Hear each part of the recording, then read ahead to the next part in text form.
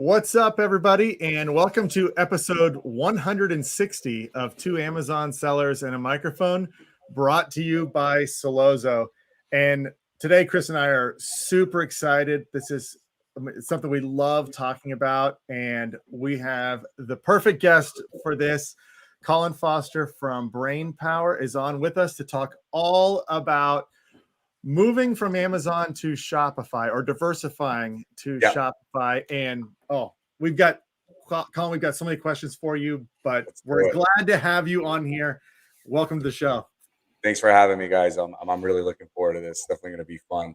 We were talking earlier. So Dustin and I went down to a conference in Austin. Caulen was there and had the privilege to speak. And it was all about like Shopify. And I was trying to, like, after the conference over, you could kind of go up to people who speak and like ask personal questions stuff.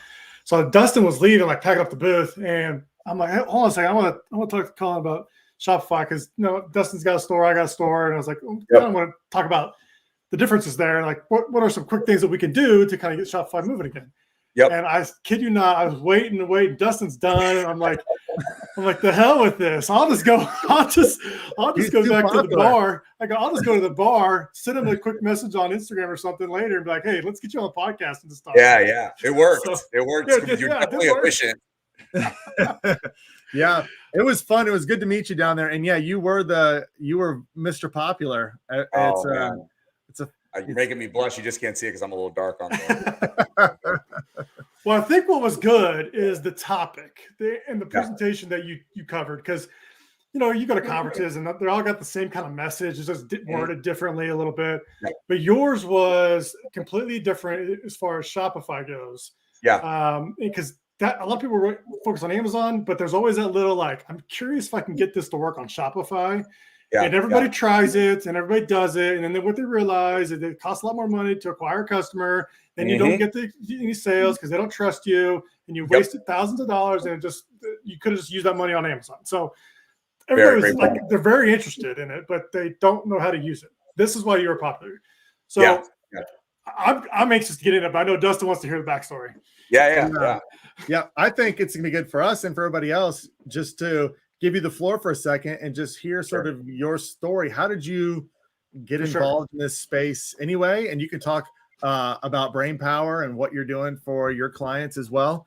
You got the floor. Take as much time as you want. We'd love to hear the backstory. Nice.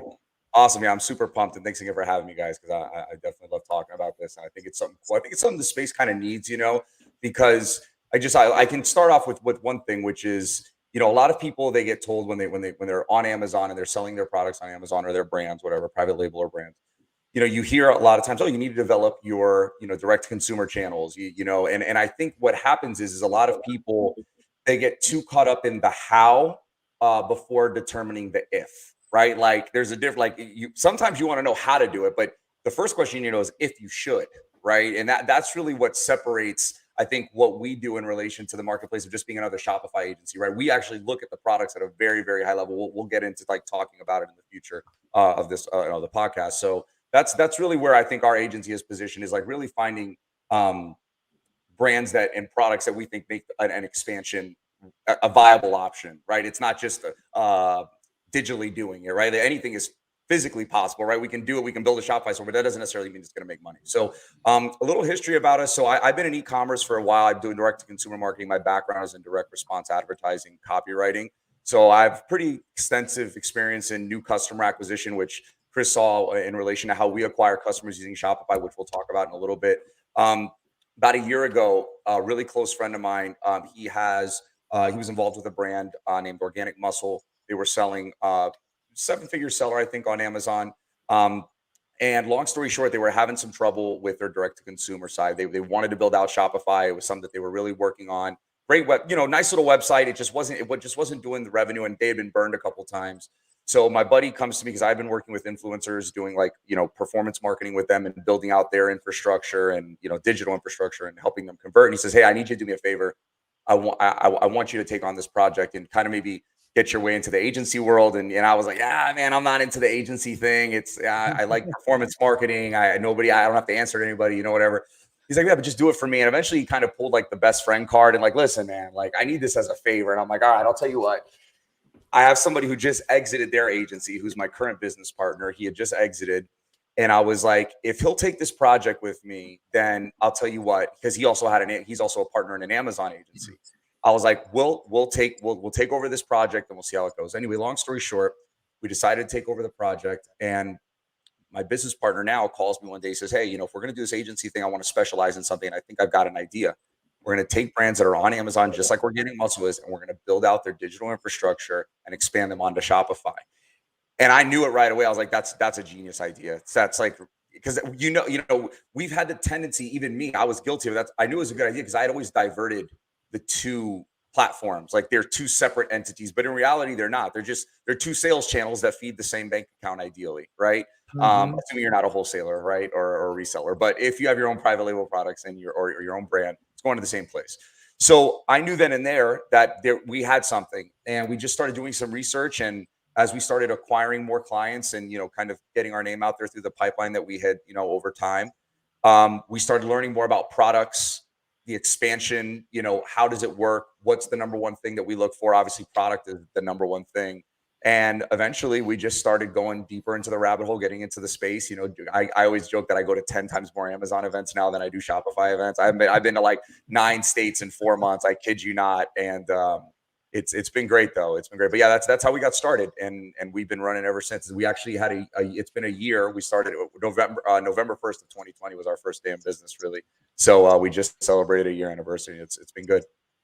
What's attractive with this is it's just the unknown. Like when we do this when an Amazon seller tries to do Shopify, Dustin's strategy on Shopify can be completely different than what my store looks like. He could be doing something totally different as far as social media goes. Like there's a lot of things you can customize and make your own for your own brand messaging.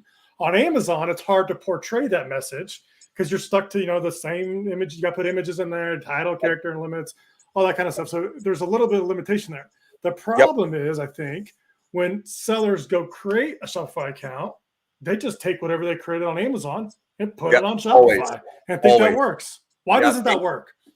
Well, so I think the number one thing we have to understand is that's one part of the component, right? So let's assume that you have a Shopify store. The most logical thing that you need to support that Shopify store is traffic, right? So unlike Amazon, where you have millions upon millions upon millions of people searching bottom of the funnel stuff, high intent, on Amazon, you're ranking for keywords, you're looking to compete at the keyword level. Whereas with Shopify and Facebook and Instagram, you're competing for attention, right? So the very first thing you need content. You need content to support the attractiveness of your brand, getting people to your assets. So let's say, for example, a landing page. Now you have two components. You've got, is the ad working? And then you've got, is the landing page working? And in most cases, the way that these platforms are structured, since it's very low intent, right? You've got somebody's attention. Now you've got to keep them there. And now you've got to incentivize them, or convince them rather, to purchase your product. Usually on, we don't always go direct to cold traffic, but I think that what happens is when people are searching on, the way people are searching on Amazon is not, and the way they're landing on a listing is completely different than the way somebody's landing on a product display page. It's not the same. The customer value journey is just way further up at the beginning. You're still at the awareness stage, right? So for us, what we find is that's where the direct response advertising comes in, the ability to write copy, the ability to understand headlines, the ability to captivate attention and maintain it. Because remember, you're not just competing against your competitors when you're on a platform like Shopify, or when you're using traffic sources like Facebook and Instagram. You're competing against notifications on your phone. 60% of traffic is coming from mobile. So how are you going to keep people on this page when there's a text message coming in, a phone call coming in? You got your kids screaming, you got your boss walking by. It's the intent isn't there. You're not dead set on buying a phone charger or bed sheets or a spatula. I hear spatula analogy a lot. I'm sure you guys have probably heard one before. But you're very dead set. You're very high intent. So the strategies that you're using to just capture somebody's attention and say, "Oh, buy this real quick," when they had no intent on buying in the first place, it doesn't match where the person is in their psychological journey purchasing your products, right? So you have to use certain things, have certain types of products, things like that. In your presentation, you showed a little bit about making your offer on Shopify completely Yes. different than a product that you would have on Amazon. And that was the moment I was like, damn, that's what I got to Yeah. do. Yeah, Like the buy one, get one, or like the Mhm. free with purchase thing. I was like, that's how you separate it. And it makes sense when you think about it, but you have an offer that's different on your website than what you would have on Amazon to kind of make yourself a different differentiator for like getting customers. Yep. So if anybody, anybody who's watching this, like 100% disclosure, I think I even mentioned it in Austin. Like, this is our secret sauce. Like, this is how we do it. Like, you're not holding anything back. This is what we do. We develop acquisition offers, right? And that's a big thing in D2C, for people that are doing it, kind of at a more, I guess, structured level, right? Like, we understand that in most cases, and that's where the product becomes very important, because we're usually going with an LTV play. We're trying to acquire customers and then get the lifetime value there. So acquisition offers are by far the most important thing and the most important tool that we leverage, because our goal is to make it so that we give consumers the choice, right? We don't want to pool. Our goal is not Amazon versus Shopify, right? We're giving people the option. So if we're advertising on, let's say we're on Google Display or Google Shopping, right? We could have two listings right next to each other. We could have two ads right next to each other, one for Amazon and one for the direct-to-consumer platform, which is more than likely going to be Shopify. One is just better than the other, but that doesn't mean that we're cannibalizing. People will give people the choice, right? We can incentivize you to buy this with a free gift, or maybe a free shipping, free plus shipping offer, or you could buy it directly from Amazon. The choice is yours, but the acquisition offer, a great offer can save bad copy or bad design, but great design and great copy will never save a bad offer. It just doesn't work. And the fundamental, the fundamental strength that we have is that the offers are always good. And it doesn't always mean like discounting price. In fact, it's the complete opposite. It's actually about more providing value. Like, how much can I give this person for their money? And it adds it gives you a lot of brand equity, because what happens is like, people, when they start to buy things from you, they start to associate you with you providing them value, not just like discounting your product, right? When they buy stuff, they get a lot for their money. And if you want to look at the most fundamental success story behind it, just look at Costco, right? What's their average order value, right? Like, how much do they get? If I go to downstairs, I have a grocery store. You guys can't see it. I have one point at it. I have a grocery store downstairs. There's a grocery store downstairs right across from my building. If I go there and I just go buy a toothpaste, mouthwash, a couple things, I'll spend $100. But if I go to there's my dog, by the way. That's not my tail. If I go to Costco or I go to BJ's, I'm associating that with getting more value, right? So I'm going to spend more money. And that's where I think the big confusion is, that the only way to create value is to discount price. I would actually argue that the best way is to charge more, but just give more value. And it makes it becomes like a trigger for a lot of other things. It improves the believability of scarcity. Like, if you want to, you ever see like a really crappy offer and it's like, there's only 100 left. And BS, like, nobody's taking this offer in the first place. But if you have a really solid offer and you accompany it with scarcity, it's more believable, because people say like, oh, wow, like, this is a really great offer. Like, I want to take this offer. And I believe that there's people who are going to take this offer. So ads convert better. It is the backbone for everything we do. You can have nice pages, but I've built pages in my day they had really nice creative and maybe really good copy, but the offer was like a home run offer, and they just take off, You did a good, in that same presentation, and you were talking about these acquisition offers of what, you're the main product, but the benefit was you got this complementary product that made the value prop really good. There are things you need, but that giveaway product was probably a low cost product. It wasn't, wasn't going to cut too much in the profit margin, but or you break even. It's a great acquisition offer that is different than like you said, you would have on Amazon. The question I have is, let's say I'm Amazon centric. I've grown my business. I'm doing great. Me 100,000 a month in revenue. It's rocking. And I'm hearing all the things that you're saying. And I'm like, that sounds good. That's a lot of work to do that. So what's the benefit of all this effort? What, as a brand, what are the main benefits that we are getting when we employ this? Yeah, great. That's a really great question. So number one, obviously, is the most obvious, which is access to data, right? You own the customer, data. So that's the most obvious. The second thing is really about diversifying sales channels, right? Like let's take a look at, like, I always like to compare things to big brands just to kind of make it very simple. Big box companies. You take a company like Apple, right? They have no shortage of people in the Apple store. They're insanely busy at all times, right? But they're also selling in T-Mobile. They're also selling at other retail outlets, and they don't look at those assets or those channels when it comes to selling their products as competition to themselves, right? They're expanding. They're allowing consumer. They're meeting the consumer where they want to purchase your product, right? Because not everybody always wants to purchase from Amazon. Not all. It's about diversifying sales channels to build a true business, right? Because if you look at the traditional business model, even like at the early stages of e-commerce, right? Like people couldn't sell on e-commerce, but when it was available, people wanted to go from retail and then they want to start going to the internet. That it's the natural evolution of where the flow of traffic is going, which is not just Amazon. Yes, it encompasses a large percentage of high quality, high intent search. There's no doubt about it. I always reiterate how much I still believe in Amazon. I don't knock it. It's not a bad platform. However, there are consumers who don't want to purchase from Amazon, and there are consumers that maybe they don't mind purchasing from Amazon, but they do want to purchase directly from the business. They want to support the business. They want to support small business. So you have the ability to diversify your sales channels. So data, diversifying sales channels, and then most importantly, the ability to control and pivot on offers and ways to expand your product lines, right? So if you want to do bundles, if you can do bundles on Amazon, it's not you can't do it, but it takes a little bit more work and you have to adjust your listing too much. Like when you're doing things on Shopify, you own the infrastructure, so you can pivot and change things accordingly. So it's about control, not just of the data, but control of how you want to set your pricing, how you want to set your offers. Offers clearly, again, I always refer back to them because they're just so pivotal to this business model.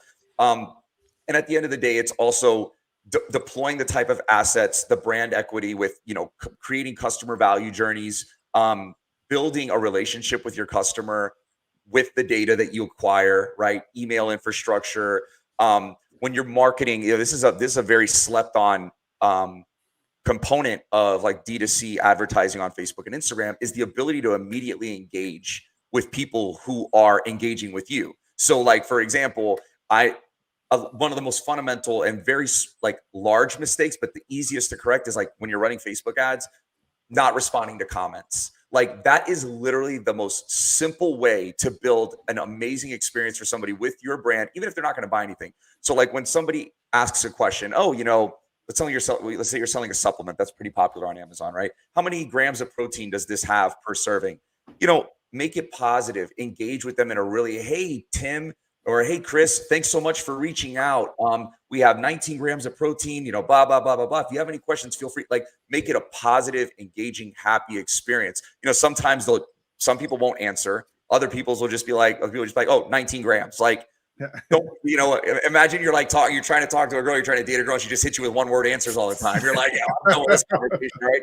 So it's kind of the same concept, like engage with your brand. So, I mean, these are like, it's multifaceted. Like there's a lot of faces to it, but ultimately you have data, you have control, you have engagement, you have the ability to really solidify your relationship with consumers at a very like human level, right? That you don't really get at the Amazon, because you're kind of a listing in a space where there's other people just looking to take your lunch 24/7, competing for the buy box. There's so many different things you have to worry about. That with D2C, you have the ability to kind of bring a human approach to it, I think is what it comes down to, and control. And when you go to exit, I'm sure if you exit the business, this little asset you've built is amazing. Yeah, and exactly. And that there's other things we could talk about. Like, let's say you're a bigger brand and you just so happen to be selling on Amazon as your e-commerce channel. We have quite a few brands that are like that. They're in retail. They're in 20, 30,000 retail locations, and their method for selling on e-commerce is just selling on Amazon. But now let's say you go and expand to direct to consumer, right? If you're a retail location, if you have retail presence, you can now leverage the data that you're acquiring to send people back to retail. You can let them know, you can geo-target people, segment them in your email flows and our email campaigns and say, hey, did you know that, I'm in Miami? So, hey, did you know that we're in Walmart's in Miami, or wherever you might be? So you can leverage that for other purposes based on where your business is at. One of the things that we've done with some of our retail clients is something we call digital demos, right? So this is a really great example. It's outside of the realm of Amazon, but it's pertinent to brands that are selling on Amazon that also have retail locations. So let's say for an acquisition offer, you want to start acquiring customers as a brand in retail. A lot of brands in retail, what do? They do demos. Well, if you know anything about demos, they're a pain in the butt, right? Like, they're expensive. You have to invest in the inventory. You have to invest in the person doing it. So what we do is like, okay, well, why don't we call it digital demos, where you do like a free plus shipping offer, like I showed you guys at the event. Give somebody, hey, buy this free sample pack. Instead of giving samples of supplements at a gym, just be like, hey, get this free sample, just pay for the shipping, right? You've now got a paying customer that you've got the data for, and you can reach out to them in the future. Whereas if you're doing demos, or if you're just selling a product, cold on Amazon, right? You don't have that access to be able to do anything with it sometimes, to get that LTV, the lifetime value, and build that relationship. So are there any other offers? You've mentioned two, Yeah. the customer acquisition one, and then the free plus shipping offer. Yep. I'm familiar with both of those. You touched on. Are there any other like good offers out there? Yeah, bundles are great. Bundles can work, but bundles can backfire. And I think I might have touched on this a little bit on You did. Austin.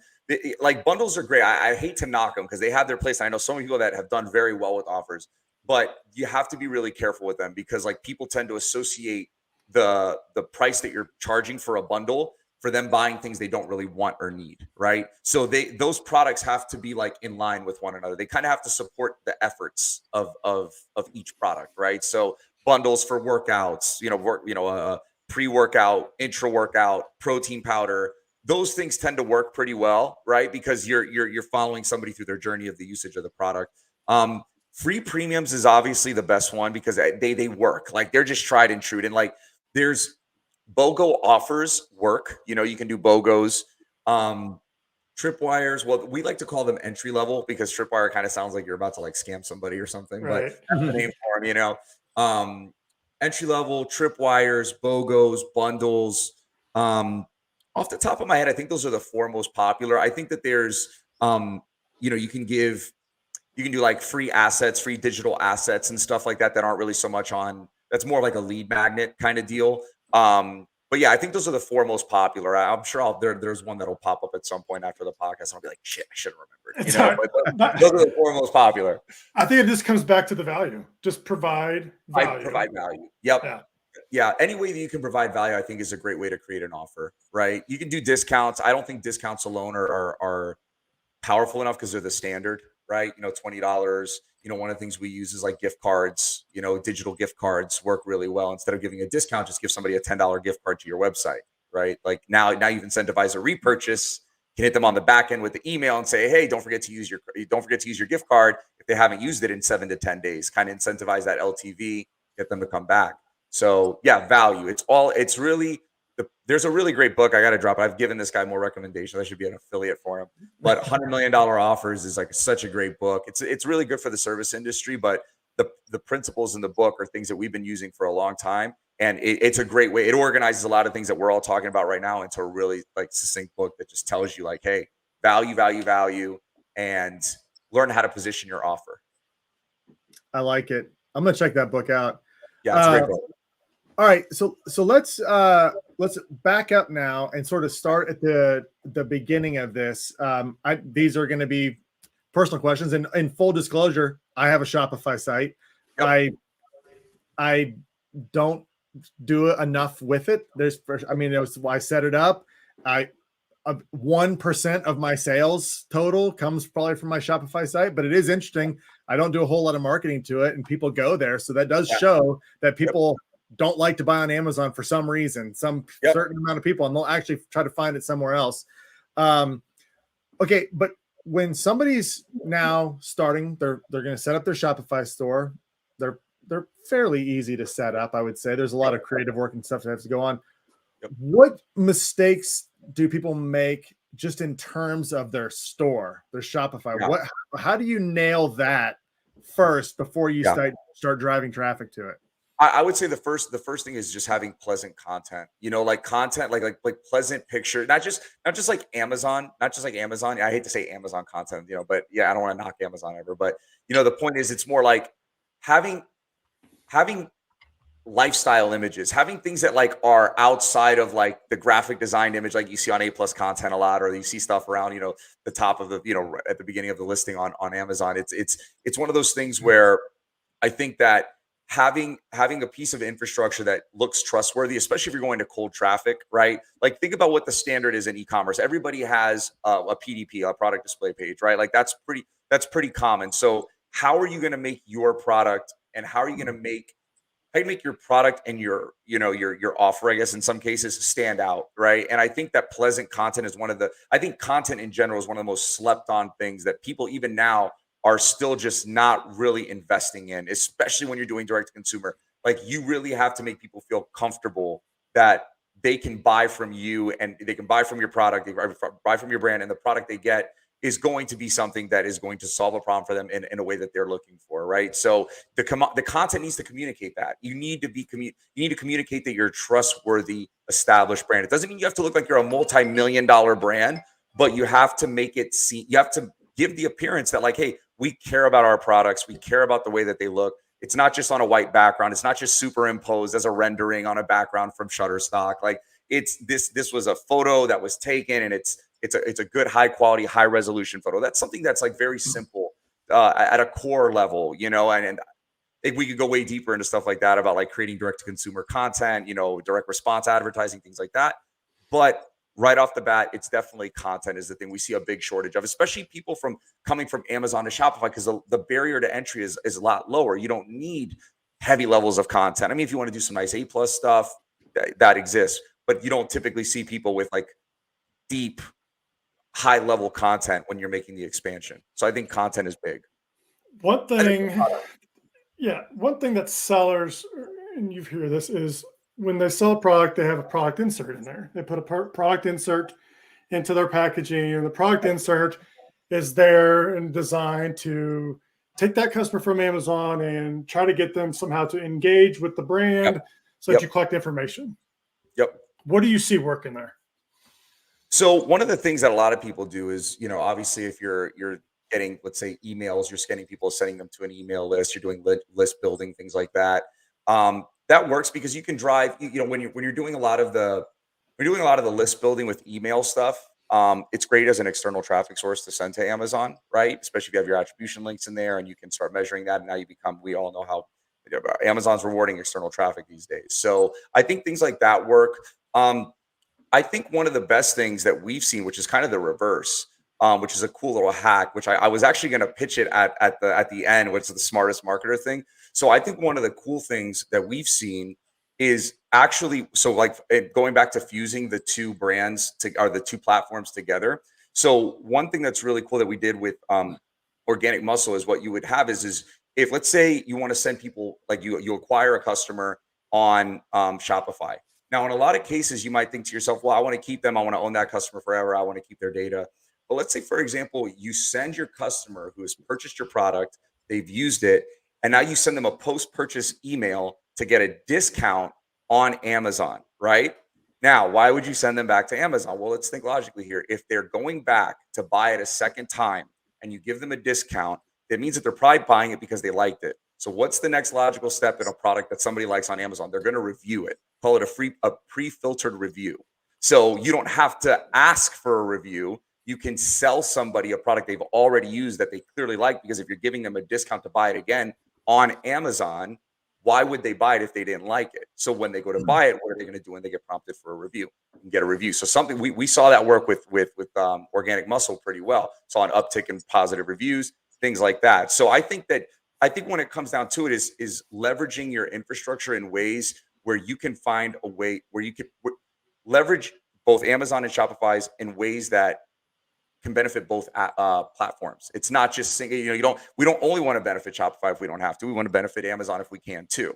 So it's keeping an open mind and unifying the platforms, keeping them unified, never diverting them, right? So if you're sending an insert and you're only focused on Amazon, I'm sending your Amazon traffic to Shopify, think about it also in the vice versa, right? Like, what are you going to do with your Amazon, with your Shopify traffic, and how can it help your Amazon store as well? And how, listing, like your ranking, your BSR, all these things can be positively impacted once you own the data and you leverage a happy customer. You can, it works. That's something I've seen they put like buy on Amazon on the Shopify account. Like yeah. Oh yeah, for sure. Yeah, for sure. I mean, it's not uncommon. I think that the right there, you still run a little bit of a risk at some point because you don't know people's experience with the product. I like the idea of sending people once they've purchased, because I already know that if they buy it again, they liked it. And I'm not buying a review technically, right? We can't advertise that, right? But what we can say is we can give somebody a discount on Amazon for a product they've already purchased, and we know they've purchased it because we own the data. Yeah, I like that, and I think that highlights an answer to the question I had earlier about the main benefit of diversifying is when you own your customers, you can send them where you want them to go for what I mean. It's the best for like a product launch on Amazon. You could take this customer base, drive that traffic to Amazon, and get a huge boost on your launch. And I mean, and it's all because you've put all this into play where you're collecting this customer data through Shopify. Yeah, I think what happens is, you kind of got to get into the psychology of understanding how can I support my sales channels, not how I can just grow each individual sales channel as its own individual thing. Like it's not one individual arm of it's not. You don't want to build your business around one channel in any case, right? No matter what, if it's just retail, you see what happened with COVID with businesses that are only in retail, right? It's not every day you get a pandemic, but those are the risks you put yourself. That's what the risk that you get. So I think a lot of it is just keeping the psychology of like, how can I support my efforts on any channel that I'm existing? If Amazon isn't doing that great, how can I support it? Can I support this channel? Can I grow it? Is it worth growing?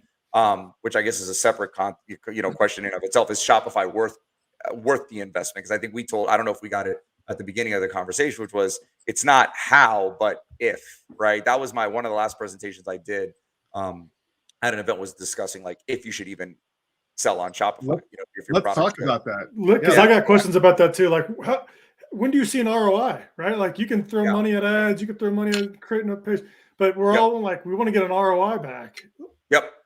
So at the end of the day, the first thing that we look at is it revolves around, again, competing for attention. So I think the most obvious way is, so we have something called the toothbrush test that we use at the agency. So there's a long story behind it, but long story short, we had a guy that came to us. He was referred to us, and he was selling toothbrushes online, or he was selling toothbrushes on Amazon, wanted to sell on Shopify, wanted to expand a Shopify store, and said, basically had this perception that like, oh yeah, I'm just going to double my sales channels and I'm going to go from making $200,000 a month alone on Amazon, I'm going to be making $200,000 a month on Shopify. And I'm trying to explain to him, we didn't have the toothbrush at the time, so I'm trying to explain to him like why this probably is not.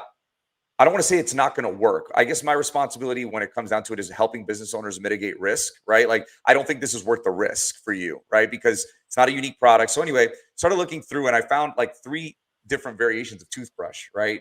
And the first one was like a plain toothbrush. It was actually his listing. I'm like, this is what you're selling, right? It doesn't really improve or replace the way a problem is solved. It's just a toothbrush, right? Doesn't mean it's a bad product. It's a great marketplace. You're clearly making money. Your margins are good. Like, this is a good product for what you're doing, but it doesn't improve or replace the way a problem is solved. And then there was an electric toothbrush. So I said, if you look at this is actually a really great, this would do really well on both platforms because it improves the way a problem is solved. So I would say that's worth the test on both platforms.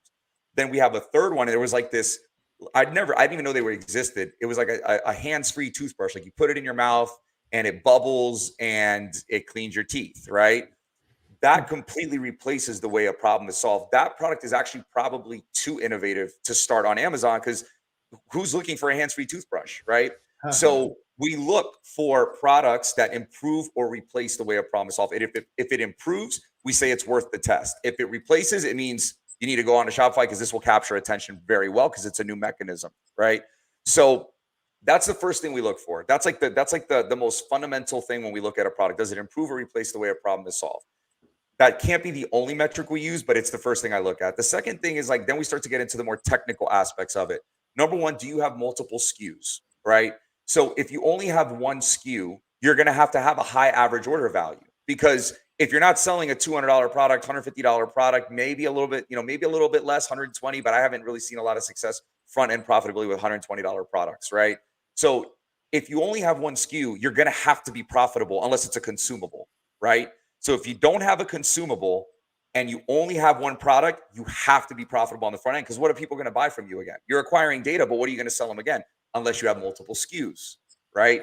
So now if you have multiple SKUs, you can go for an LTV play if it's not a consumable. So I guess we'll go back to, does it improve or replace the way a problem is solved?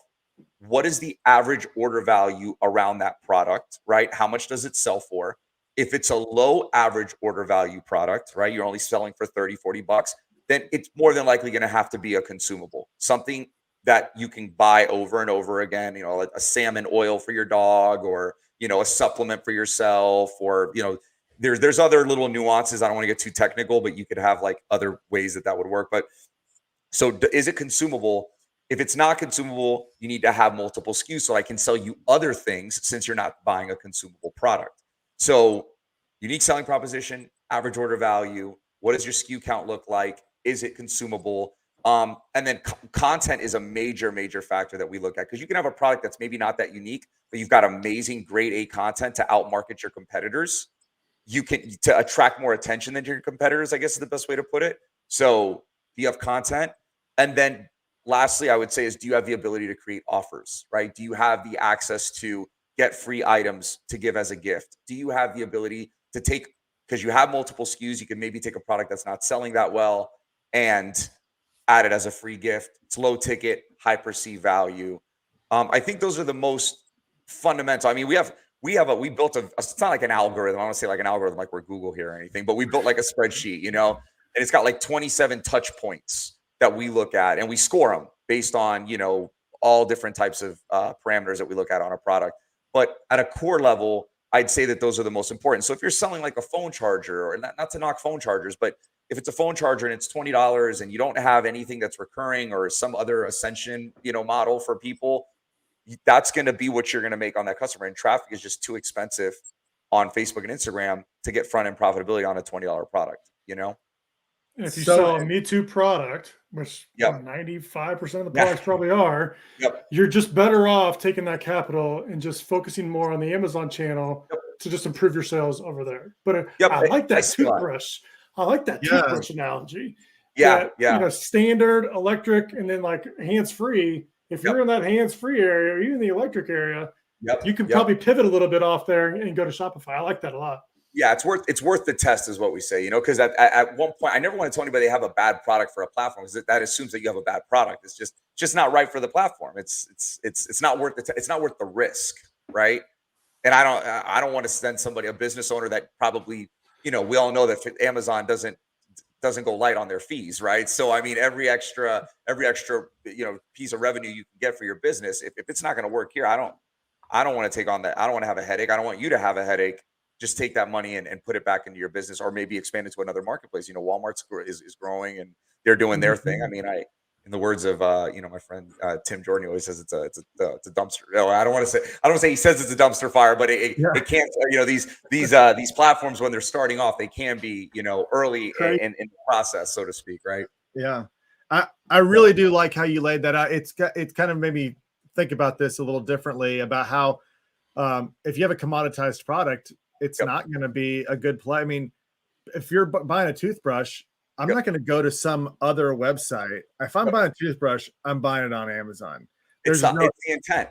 Yeah, and so there's nothing new or interesting about it. But also the flip side, which I had a call about, I don't know, 6 months ago or something, with a guy who invented a brand new, it was amazing. It was an invention, complete invention. And I was talking about launching on Amazon, and I said, people don't even know to search for this. They don't even know what it is. I mean, they don't even understand that you've created this benefit. Amazon's not the right channel for you.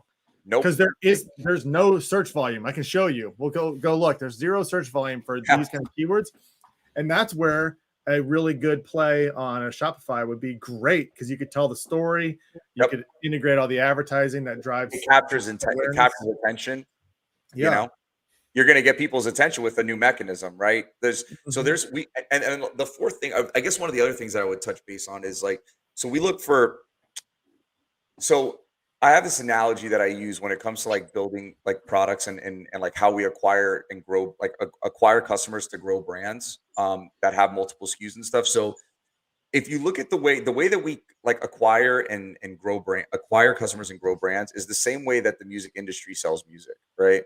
So if you look at the way the music industry sells music in albums or digital albums these days, I was going to say CDs, but we don't do those anymore. But, basically, what do? They have a hit single, right? They have a hit single, and it's the most attractive to the marketplace, right? And then that hit single then attracts people into to the album, to purchasing the album. Now, that doesn't mean the songs on the album aren't good. In fact, that songs on the album are probably better than the single, but they are not the most. It's not the most attractive song for attracting the masses. It's not the best song to attract the masses. So we look to find hero products. What is a hero product with a hero offer that we can bring to the consumer that makes them want to be a part of the brand, and then ideally go look at the other songs in the catalog, or in this case, the products, right? Hit single, songs on the catalog, hit product, products in the catalog. Literally the same exact way. And there's 4 things we look for. And there's a book called The 16-Word Sales Letter that is a hybrid of what we got a piece of it from this. So I don't want to take full credit for it, but ours is a bit of a hybrid. So we look for opportunity. What's the new opportunity that the product is presenting to the marketplace? And this also is very closely resembles a toothbrush test, by the way. So what's the new opportunity to the marketplace? If you look at Apple versus like the CD player versus the iPad or the iPod, right? When I was a kid, you had one CD with one artist, unless you had like that. Now that's what I call Music 50 or whatever they had. They had a bunch of artists, but it was like 20 songs, And now when the iPod came out, Apple had this really genius opportunity. It was 1,000 songs that fit right in your front pocket. That's a really great new opportunity in the marketplace. Think of another one is taxis versus Uber, right? Mm-hmm. Like if you ever grew up with taxis, they were unreliable, super expensive, all that good stuff. So then we look for desire. Do people want this product? Is there a fundamental primal desire that people have to purchase this product? Traveling, social acceptance, upgrading their status, things that people like to do, right? If you see a guy driving a Ferrari, he doesn't want to drive that car because it gets great gas mileage. He's elevating his status, right? So is there desire for this product? Traveling is another good one. And then we look for a change in experience. A really good example of that is bath bombs and like I'm brain farting here. Bath bombs and bubble baths, right? Same exact effect, or same exact concept, just a completely different new experience. How do we change the experience? And then the last thing we look for is replacement. What are we replacing in the marketplace? So that way we can position this product so that people say, okay, I understand how to use this, and this is what I'm going to replace when I do it. So opportunity, desire, experience, replacement. That's what we look for any hero product. And that's how if it hits the toothbrush test and it hits the hero test, and they've got all the other things, AOV, SKUs, all these other like core components, I'm on my hands and knees. I'm like, please, I haven't seen one of these. 15, fun fact, just anybody would listen to this. This is so that people understand that like it's not a bad thing if you don't qualify. We see dozens of product every week. So my role at the agency, besides being co-founder, is director of product selection. So I look at all the products. They come to me first, and then we screen them, and then I go through the algorithm and the little spreadsheet, and then we determine. And I can tell you, it's probably less than 15% of the products that I looked at get to like a more in-depth sales conversation of saying like, hey, can we work together? Is there a way for doing this? So it's not uncommon, right? Doesn't mean that it doesn't exist there. There's plenty of brands out there and plenty of products that are unique and fit the bill for it. But it's not a bad thing if it doesn't, because it's not uncommon. So for those 85% that you don't take, yep. What are some things they can do, easy stuff, so that they can become that 15% at some point? Well, I think at the end of the day is number one, expanding your product line. You definitely need multiple products.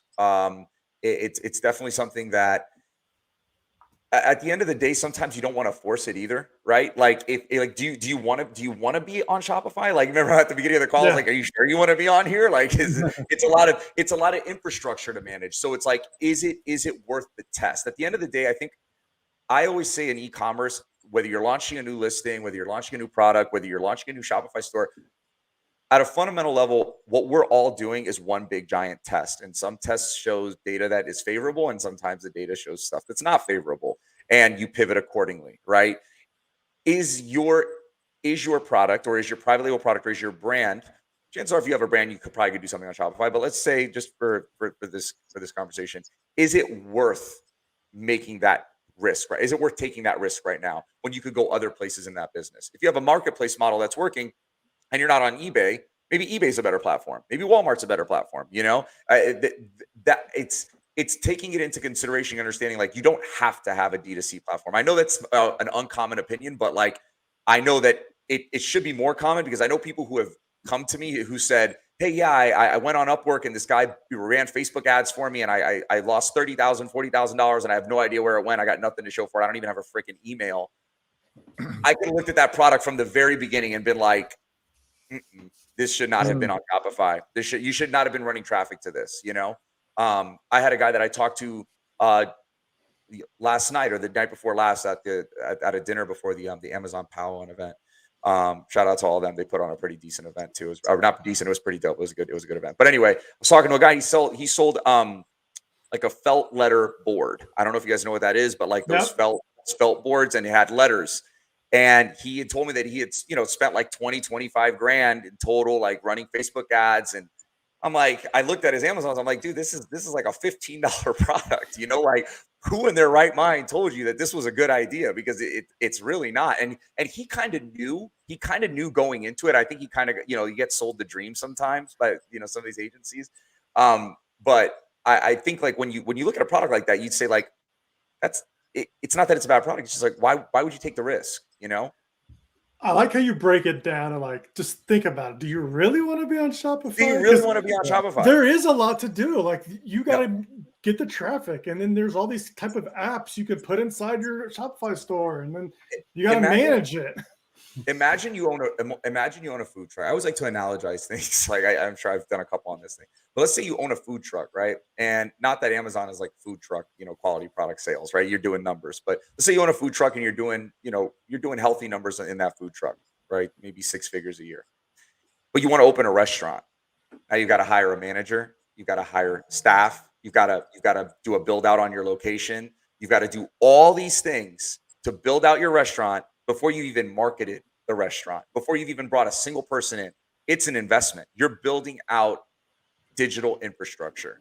So you have to be ready to understand, like, this is not an immediate front end satisfying front end profitability business, more than likely, right? You may have some level of digital infrastructure that exists and we can optimize it and make it better.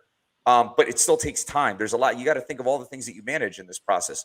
Ads, how are the ads performing? It's independent of how the page is performing. An ad could be performing very well and a page not be performing very well. And they're two independent things, right? So you got ads, you've got emails, you've got, conversion rate optimization, you've got you got customer service. There's so many moving parts. It's like, if you want to do it, you have to understand that you're doing this for like a much bigger picture. This is not, I want a low barrier to entry and I want to make some more money real quick. This is, I'm investing in a new sales channel for my business. I want to grow my business. I want to create another asset that is revenue generating, customer acquiring, more than likely at the beginning. You're acquiring customers more than trying to get front end revenue. And I'm going to make this long-term investment. That's the psychology you have to have. And I think that's one of the most under talked about things is like, what's the psychology behind selling on Shopify? What should I expect? Managing your own expectations, right? Because if you think you're going to just all of a sudden double sales channels overnight, it's more than likely not going to happen.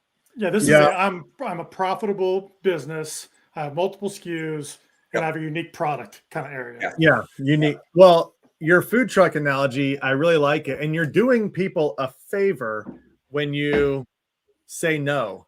Like when you say no to them, because the last thing you want to do is build an entire restaurant, staff it, and then find out that the reason you were so popular is because you were a food truck. Food truck. Yep. 100%. Yeah. It's the truth though. Like it's, people knew where to find you. They knew where to go. You're on the corner of so-and-so location every time you have, let's say you're in front of a nightclub, right? You've got traffic. You've got warm traffic. They're drunk and they're hungry. I mean, the intent is there, right? So, but if you were a food truck and you had zero traffic and the only way for you to get traffic was to pay people to come to that food truck and they've never heard of your food truck, they're not hungry. How do you think that, it's not going to perform the same? Or if you're expanding that into a restaurant, it's people don't know you, right? So yeah, the food truck analogy is like one of those things where it kind of breaks down to a very fundamental level in terms of the investment and the psychology behind it. I like it. This has been great. This has really opened my eyes to more about Shopify and just For sure. kind of getting rid of that like shiny toy. I want to go on Shopify. Yes. Like, do I really want to do this, or should I just take a couple grand? I hate to say chances are you don't, because it sounds really bad, but it's the reality of it, right? And my goal has always been, whenever I talk, speak about these topics, is just really to give people, because I feel like what happens is people feel like they're missing out. They get the FOMO, right? Like they feel like, oh, I'm not on Shopify, so I must be losing out on money. And I'm like, there could be a very strong likelihood that you're missing out on losing money right now. You know what I mean? Like, you're not making money, because if you don't have the right tools, if you don't know the rules of the game, you can't really play it, and if you don't know the rules, you're not going to perform well. So the rules are I think need to be spoken about more than this just generic statement of saying like, oh, well, everybody should have a direct to consumer. Or if you're an Amazon seller, you need to have a direct to consumer channel. And I just don't agree with that. I think that it's probably not a smart play in a lot of instances, unless you own your traffic. There's two types of, there's 3-4 types of traffic. I tend to think there's two: traffic you own, traffic you earn, right? And unless you own the traffic, let's say you're an influencer with millions of followers, or you have a really strong influencer play who's a co-owner in the brand, and they're driving traffic that they own. All right, maybe a $20 product could perform pretty well because you own your traffic. But if you're paying for the traffic, I just don't think it's worth the risk. Man, I could talk about this. I told you. I told you. I get so excited about these kinds of conversations, and what we need to do. Well, it's because one question goes to another question, and then another question. Keep going. We need to get you. We'll have you back on in the future, because Facebook marketing and Google ads, influencers. Google. We could cherry pick each one of these topics and break them down. But man, that was a great conversation, and I know there's people listening on the podcast that are going to say, how do I get to work with Caulen? I meet all the criteria. Yeah. How do they get in touch with you? How can they show you their product and show you their brand?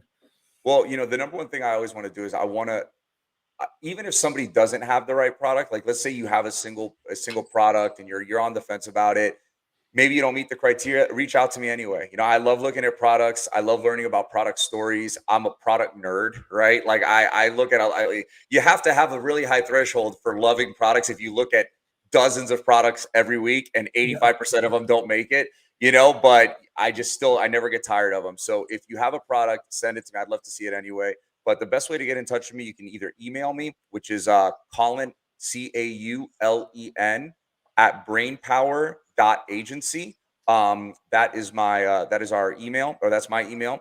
Another great way to get in touch with me, which would be pretty quick as well, is LinkedIn. I'm pretty active on LinkedIn. So if you just type in my name, Caulen, at the search bar, I'm probably one of the few guys that has their name spelled up all messed up like mine is. It's not spelled Caulen like you're used to seeing it. So if you just type in Caulen on LinkedIn, I should pop right up. Super responsive on LinkedIn. My inbox, between the service providers that are trying to get me leads and all the other people that reach out to me on there, it gets a little full sometimes, but I am really active on there. So those are the two best ways to get in touch. And like I said, I'm super open. I'm super approachable.